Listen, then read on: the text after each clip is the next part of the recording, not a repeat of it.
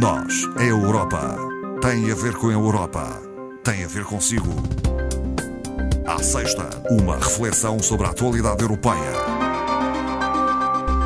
Esta tarde converso com Marco Teles. Muito boa tarde, Marco Teles. Olá, Marta, boa tarde. Vamos começar por falar daquilo que aconteceu em Valência, da catástrofe que ali aconteceu e, particularmente, do facto de ter sido ativado o Fundo de Solidariedade da União Europeia. Exatamente, uma tragédia que todos nós temos certamente acompanhado, que aconteceu no passado dia 29, onde tivemos valores de precipitação em menos de 24 horas, valores equivalentes ao total anual de precipitação, portanto algo realmente que não é muito comum.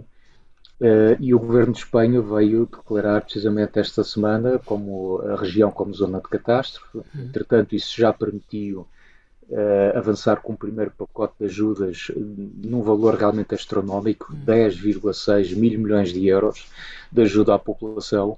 E isto também veio desencadear procedimentos para ativar o tal Fundo de Solidariedade da União Europeia. Por vezes diz-se que a ajuda da Europa chega demasiado tarde. Sim, o fundo, todos nós sabemos da importância deste Fundo de Solidariedade. Como sabe, foi criado para ajudar qualquer Estado-membro que sofra danos provocados por uma catástrofe natural. A juntar esta situação e decorrente da questão da pandemia, juntou-se também a possibilidade de se utilizar este fundo para situações de emergência de saúde pública em larga escala, mas o problema está agora em duas questões. É que, por um lado, já se percebeu que estes fenómenos extremos estão a acontecer com cada vez uma frequência maior e, por outro lado, os valores que estão também imputados a este Fundo de Solidariedade começam a não serem suficientes para responder a tantas solicitações. Só para termos uma ideia, Marta, desde que o fundo foi criado em 2002, ele já foi ativado por mais de 130 vezes. Até à data foram já 24 Estados-membros que utilizaram o Fundo de Solidariedade e este representou qualquer coisa como um valor superior a 8 mil milhões de euros. Ainda assim estamos a ver que é um valor relativamente pequeno, basta pensar nos danos desta situação de Valência, ocorrida agora, para percebermos que, de facto, são valores que têm que ser ampliados se quisermos dar resposta realmente às situações que, tendencialmente, vão aparecer no futuro de larga escala e com danos e custos muito avultados. E digamos que tem que ser agilizado também o processo. E também essa é outra crítica, portanto eu falava em duas, realmente uma tinha a ver com a situação dos valores do fundo que porventura tenham que vir a ser reforçados.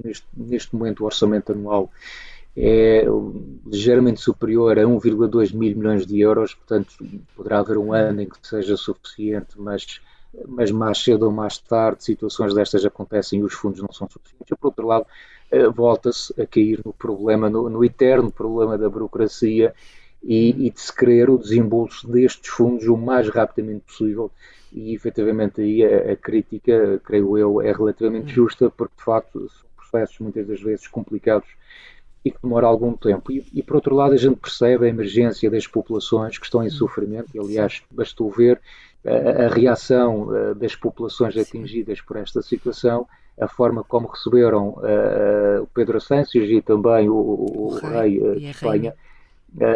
A revolta acabou por tomar conta, a emoção falou mais alto, não é? E, portanto, são situações que as pessoas querem rapidamente ver resolvidas. Eu só para concluir, Marta, também parece-me aqui um aspecto muito importante. Nós às vezes ficamos com a ideia que estas intempéries, estas situações afetam sobretudo países mais pobres.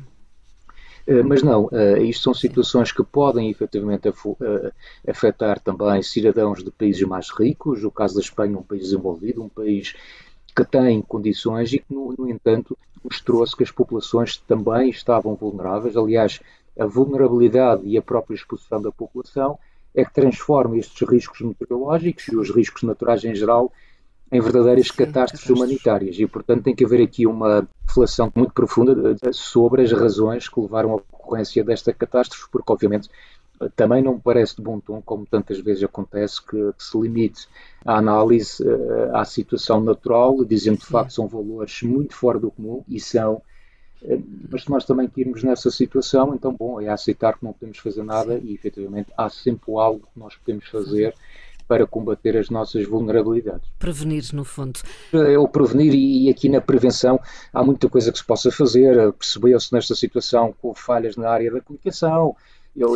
Enfim, não temos tempo para explorar o assunto, mas houve falhas também em termos, eventualmente, de ordenamento e planeamento do próprio espaço urbano. Há aqui várias situações que terão que ser, obviamente, analisadas.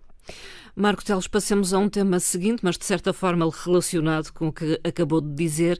Irá decorrer de 11 a 22 de novembro em Baku a 29ª Conferência da Convenção Quadro das Nações Unidas sobre as alterações climáticas. Pois, ora, nem mais. A questão das alterações climáticas temos, como é sabido, portanto, anualmente a ONU organiza a COP, neste caso será a COP29, em Baku, e é novamente uma oportunidade para os líderes mundiais, para os especialistas, representantes de variedíssimos setores, poderem se encontrar e discutir soluções, e não apenas uma discussão que fique no campo teórico, porque o que realmente importa cá é encontrar soluções para as mudanças climáticas, mas dizia eu que, efetivamente, muitas das vezes estas COP acabam por não ter como produto final os resultados que nós gostaríamos. E infelizmente eu diria que esta COP29 começa com o pé esquerdo. Se nós pensarmos que líderes como Ursula von der Leyen, em representação da Comissão Europeia, já veio dizer que não estaria presente, Emmanuel Macron também não estará presente, Joe Biden também não, e o chanceler alemão Scholz também não estará presente, entre outros. É uma cimeira mundial do clima que, sem estes pesos pesados, à partida, é realmente começar com o pé esquerdo, e de facto esperava-se mais. Eu recordo que há 9 anos, quando se definiu como meta o Acordo de Paris, e com esta ideia de não aumentar a temperatura média global do planeta ou limitar esse aumento a 1,5 graus, haveria aqui nessa altura de facto alguma ou excesso de confiança ou otimismo desmesurado, alguma ingenuidade à mistura, porque de facto o mundo mostra que outros valores falam mais alto e de facto claramente nós não vamos conseguir cumprir esse limite de 1,5 graus. Olhamos agora para a Alemanha. A coligação de governo ao fim de 3 anos caiu e poderão acontecer eleições antecipadas no chamado motor da União Europeia. Exatamente, se calhar não seria uma situação tão grave se nós estivéssemos a falar de outro país, mas como a Marta referiu bem, estamos a falar da Alemanha, um motor da economia europeia, dos motores da economia europeia. Esta é a coligação, a chamada coligação que ficou conhecida como a coligação semáforo, porque reúne 3 partidos, os sociais-democratas, os liberais e os verdes, e aqui o problema acontece precisamente com os liberais, com o Ministro das Finanças, que foi demitido pelo chanceler Olaf Scholz, e agora cria-se aqui uma situação. Resumindo e concluindo, será esta. Portanto, Scholz propõe que haja uma moção de confiança em janeiro, que, sendo recusada, daria aso, portanto, à ocorrência de eleições que teriam lugar sensivelmente em março, mas a oposição, e em particular a CDU, acha que essa moção de confiança tem que ser discutida imediatamente e, se isso acontecer e se ela for recusada, significa que nós teríamos eleições já em janeiro. Portanto, eu diria só para concluir que é de facto um momento que não ajuda em absolutamente nada. Não só a Alemanha precisa de lideranças fortes, como a Europa também, e se isso não acontecer, o problema é que nós criamos também aqui na Europa espaço para uma maior presença e para uma maior afirmação de outros líderes que tendencialmente têm ideias que fogem, digamos, um bocadinho àquilo que será o cenário habitual do projeto europeu. Eu estou a falar especificamente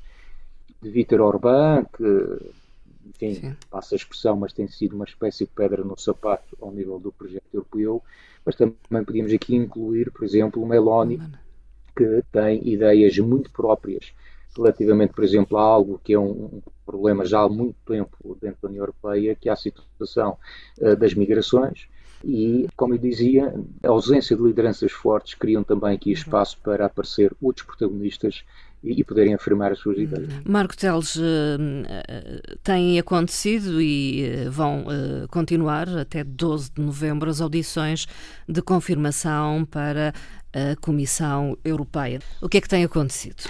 A primeira função, como se sabe, de um presidente da Comissão Europeia, porque o presidente não trabalha só, precisa da sua equipa, a sua equipa é precisamente o colégio de comissários, e, no fundo, com base nas nomeações de cada Estado-membro, Ursula von der Leyen apresentou os candidatos a comissários. E esses candidatos a comissários, que têm depois diferentes responsabilidades em diferentes domínios de intervenção, como os nossos ministros, cada um numa pasta específica, eles vão ter que, no fundo, comparecer perante comissões que são competentes para fazerem audições de confirmação e verificar se, de facto, se estas pessoas, se estes candidatos são adequados para os cargos que lhe foram atribuídos. Estamos a falar de adequação no sentido de saber se têm a independência, têm as competências e também o compromisso e a vontade europeia suficiente para desempenharem esta função importantíssima de comissário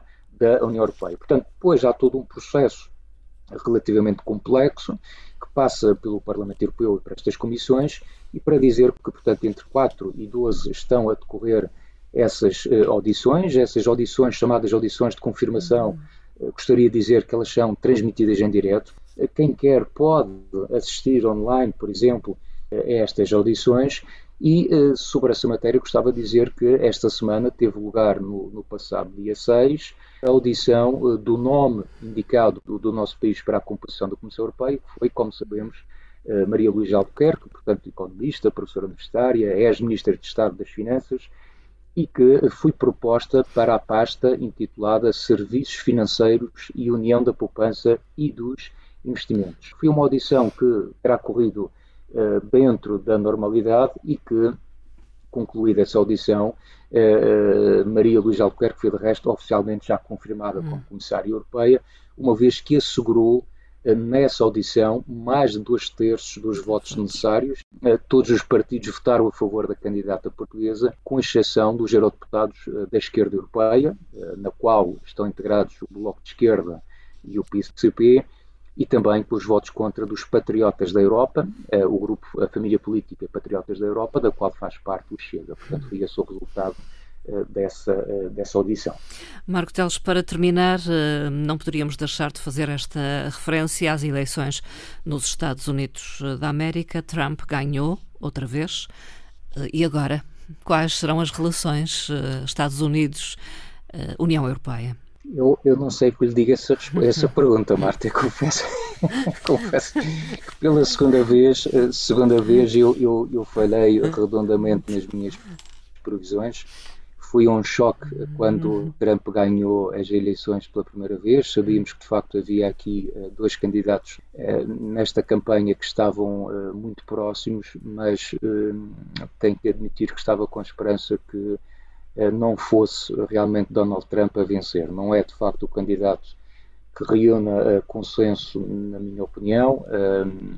De um lado nós tínhamos um debate em torno da democracia e das questões sociais, do lado do Trump nós tínhamos um discurso muito assente na economia, na questão da economia, sobretudo interna, nas migrações, nas suas limitações, e o que se assistia em termos de campanha, a meu ver, foi um combate desigual, com muita teatralização à mistura, por vezes um combate desonesto, baseado na intimidação, na provocação, num insulto grosseiro, e eu diria que, a meu ver, Trump reúne aquelas condições todas que não correspondem àquilo que deve ser um presidente de um país e muito menos um presidente de um país com importância, que é os Estados Unidos. Mas, enfim, a escolha é feita com base numa eleição perfeitamente justa, como de resto Biden acabou também por referir. Enfim, agora há que respeitar a escolha do povo e esperar para ver o que vai acontecer. Não podemos esquecer todas as afirmações que foram feitas no seio desta campanha, inclusivamente eu recordo de uma célebre afirmação, que também não se pode dizer que foi no calor da emoção do debate, porque não foi, em que Donald Trump dizia, por exemplo, resolvia o problema da Ucrânia e da Rússia, da guerra na Ucrânia e Rússia, com um telefonema apenas.